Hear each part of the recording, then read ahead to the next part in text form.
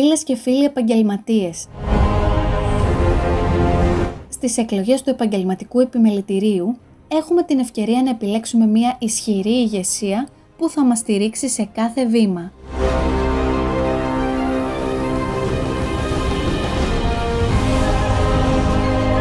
Ο συνδυασμός στο επιμελητήριό μας με επικεφαλή τον Γιάννη Χατζηθεοδοσίου είναι η ομάδα που εμπιστευόμαστε για το μέλλον μας.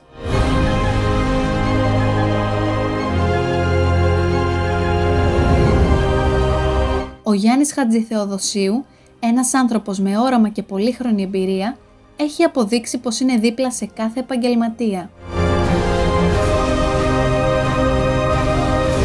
Το επιμελητήριό μας στηρίζεται σε αξιώσεις όπως η διαφάνεια, η στήριξη της καινοτομίας και η αλληλεγγύη μεταξύ των επαγγελματιών.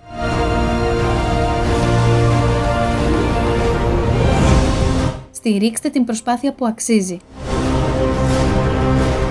Στηρίξτε το επιμελητήριό μας και τον Γιάννη Χατζηθεοδοσίου, τον άνθρωπο που ξέρει τι σημαίνει να είσαι επαγγελματίας. Ψηφίστε το επιμελητήριό μας με πρόεδρο τον Γιάννη Χατζηθεοδοσίου, γιατί το μέλλον μας το αξίζουμε.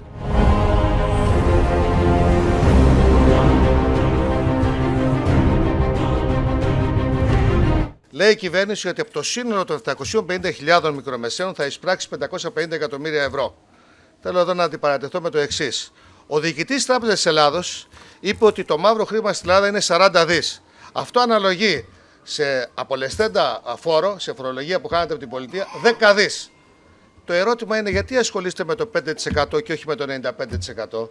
Γιατί η κυβέρνηση δεν κάνει κάτι με το 95%.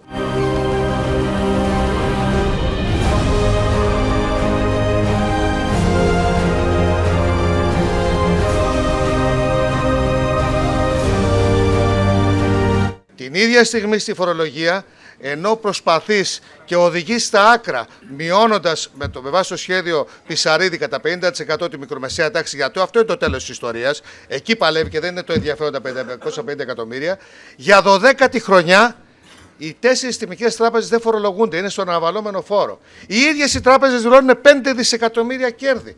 Είναι δυνατόν να φορολογείς τον άλλον στο 10.900 και να μην φορολογείς αυτόν που δηλώνει μόνος του 5 δισεκατομμύρια κέρδη?